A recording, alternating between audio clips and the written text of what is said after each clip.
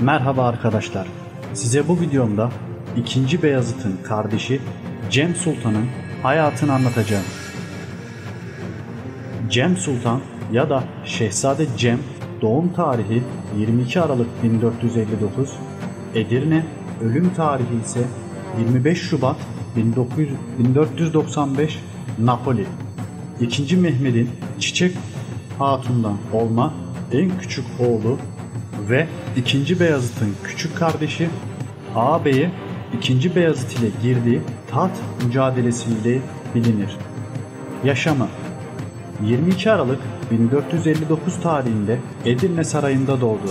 Annesi Çiçek Hatun'dur. 4 yaşına geldiğinde çeşitli hocalardan dersler almaya başladı. Bu eğitim 10 yaşına kadar sarayda devam etti. Rumca dahil bazı dilleri öğrendi. 10 yaşındayken Kastamonu Sancakbeyliği göreviyle saraydan ayrıldı. Yanında bulunan 2 lalası Süleyman Çelebi ve Nasuh Çelebi ve bu şehrin kültürel ve eğitim kaynakları dolayısıyla bu görevde eğitimine devam etti. Bunun yanında Sancakbeyliği olarak siyaset ve kamu idaresi konularındaki pratik bilgiler, tecrübeler ve yetenekler kazandı. Şehzade Cem için 1472'de İstanbul'da sünnet töreni yapıldı. 1473'te Fatih Sultan Mehmet Uzun Hasan'ın üzerine doğru sefere gittiğinde büyük şehzadeleri olan Şehzade Mustafa ve Şehzade Beyazıt'ın yanına götürüldü. Cem'i lalaları ile geride Edirne Sarayı'nda kaymakam olarak bıraktı. O zamanlarda sarayda iç oğlanı olan ve sonradan vatanı İtalya'ya dönerek hatıratını yazan Vicenzalı Angiolo'nun bu dönem olayları hatıralarına geçirilmiştir. Bu anılara göre Anadolu'ya geçen Fatih Sultan Mehmet'ten Edirne'ye 40 gün kadar hiçbir haber gelmemişti. Bunu sultanın başına gelen bir felaket olarak yorumlayan şehzadenin 2 lalası onu sultan olarak ilan ederek saray halkının ona biat etmesini sağladılar. Fakat Fatih Sultan Mehmet bu seferden galip olarak geri dönüp bu olayı öğrenince çok sinirlenmiştir. Şehzadenin lalalarını Süleyman ve Nasuh Çelebileri idam ettirdi. Fatih Sultan Mehmet'in bu olayı ciddi olan bir saray komplosu olarak görmesi mümkündür. Fakat belki de kendi gençliğinde babası 2. Murad'ın kendine sultanlığı devrinden sonraki bir Malemi şeyhine inanarak yaptığı hareketleri hatırlayarak sonraki kararlarından bir toy genç şehzadenin kandırılarak da bir yakışıksız hareket olarak gördüğü düşünülmesi çok olasıdır.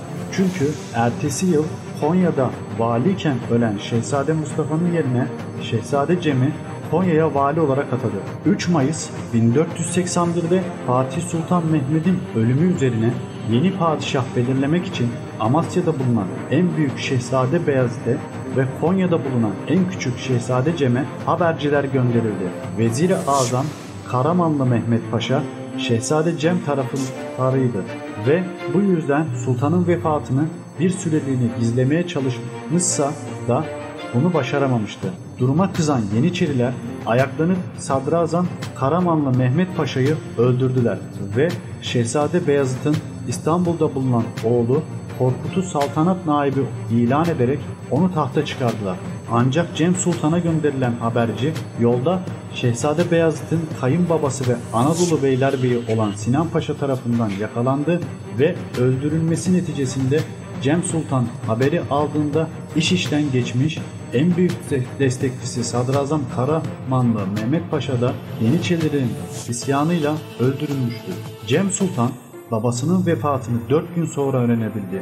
Şehzade Beyazıt İstanbul'a varır varmaz devlet idaresini eline aldı.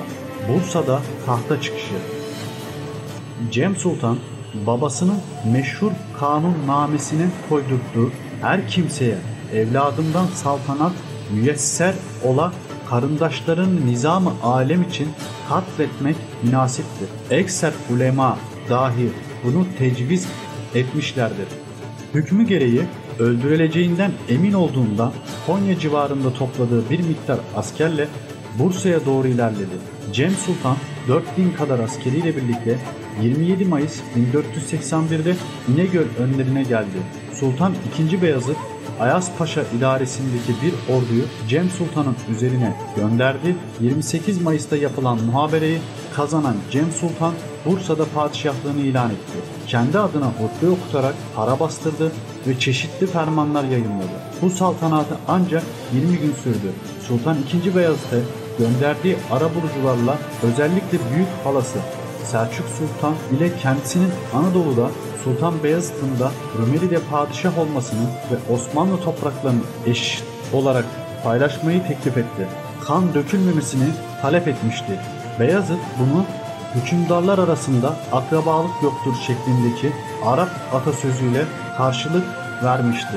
Bundan sonra taraflar daha üstün ve avantajlı duruma sahip olabilmek için gayret gösterdi ve Sultan II. Beyazıt ordusuyla birlikte Cem Sultan'ın üzerine yürüdü.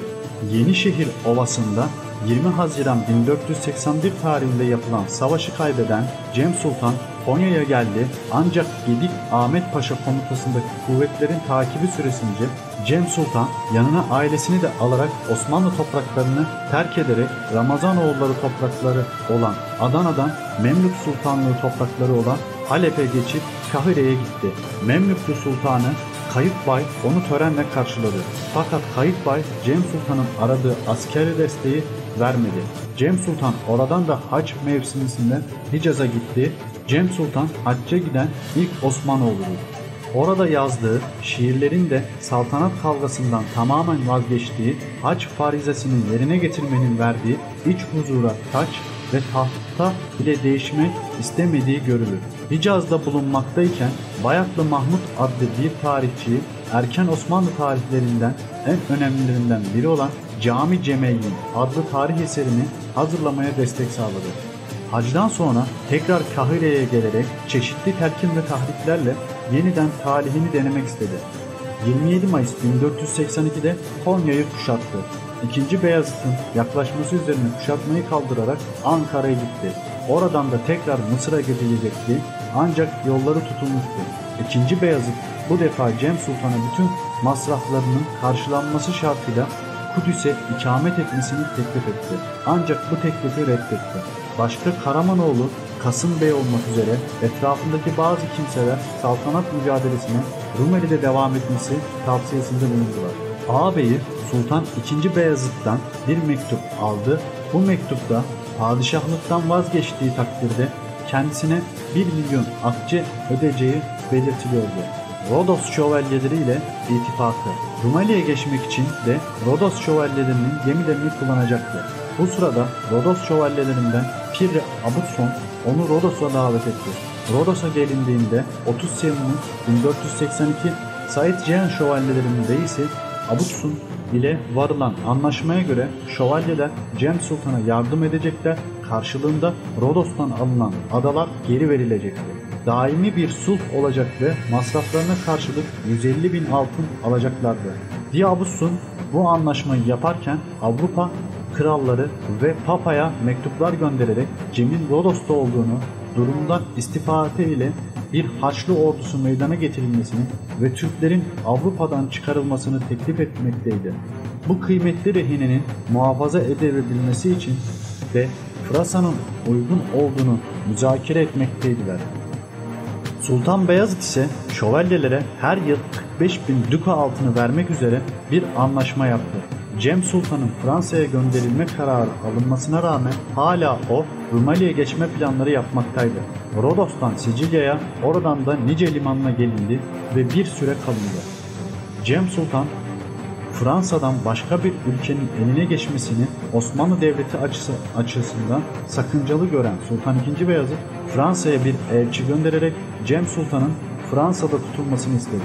Dük ile dostluğu şövalyeleri rahatsız ettiğinden önce Lyon, daha sonra da Paut adlı kaleye getirildi. Burada Sultan II. Beyazıt'ın elçisi Cem Sultan'la görüşmek istediyse de bu mümkün olmadı. Yeniden yapılan bir anlaşma ile Cem Sultan'ın Papa 8. Innocentius'a teslim edilmesine karar verilince şehzade yeniden yollara düştü. Böylelikle Cem Sultan'ın Fransa macerası 6,5 yıl sürmüş oldu. Marsilya yolu ile Paul'un oradan da 14 Mart 1989 günü Roma'ya gelerek Papa ile görüştü. Cem Sultan'ı kullanmak isteyenlerden birisi de Papa 8. Inocontius idi. Papa, Cem Sultan'ı bahane ederek Osmanlılara karşı bir Haçlı seferi düzenlenmesini istiyordu.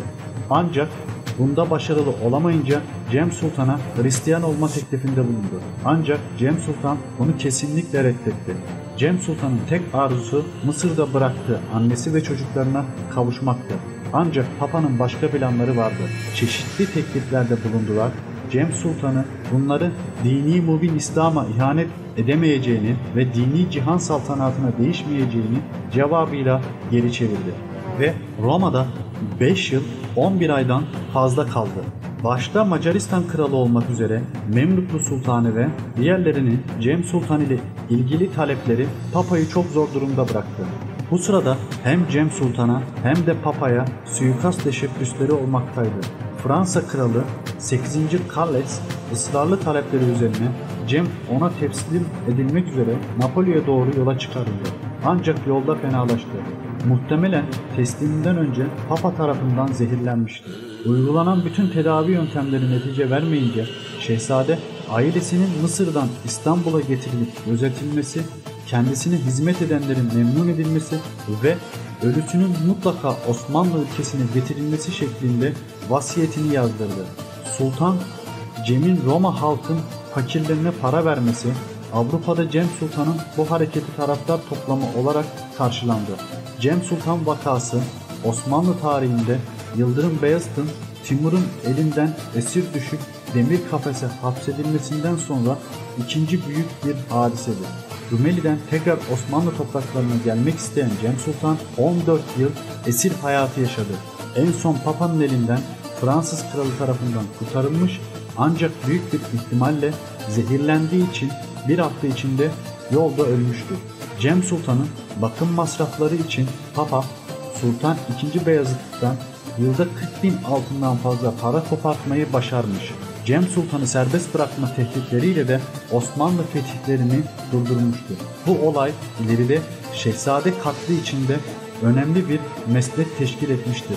Cem Sultan 25 Şubat 1495'te öldü. II. Beyazıt'ın kardeşi Cem Sultan'ın naaşı için para vermeyi reddetti. Bunun üzerine Cem Sultan'ın naaşı uzun süre alıkonulmuştur. 1499 senesinde II. Beyazıt ilginç bir şekilde Cem Sultan'ın naaşı için Napoli'ye savaş ilan etti. Bunun üzerine Napoli'ye Cem Sultan'ın naaşını bir gemiye yükleyerek Osmanlı'ya teslim etti.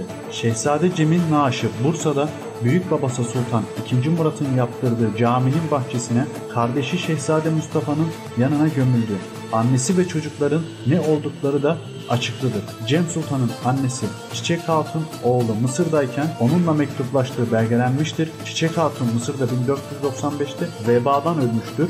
Cem Sultan'ın oğullarından olan Oğuz daha 3 yaşındayken babası Fransa'ya götürüldüğü zaman 1482'de amcası II. Beyazıt tarafından boğdurulması emredildiyse de zehirlenerek öldürüldü.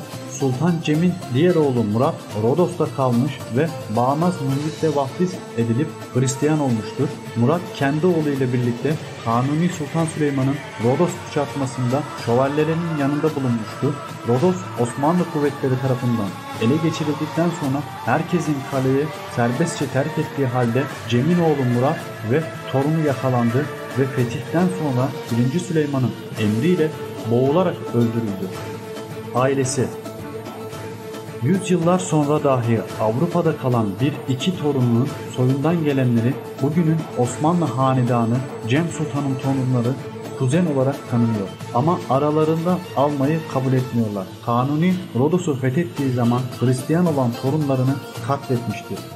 Çocukları Şehzade Oğuz Han 1474-83, Şehzade Murat 1517, Şehzade Abdullah 1476-83, Ayşe Sultan Yefer, Melike Sultan. Arkadaşlar, videomu beğendiyseniz beğenmeyi, bu tarz videoların devamını takip etmek için abone olmayı unutmayın.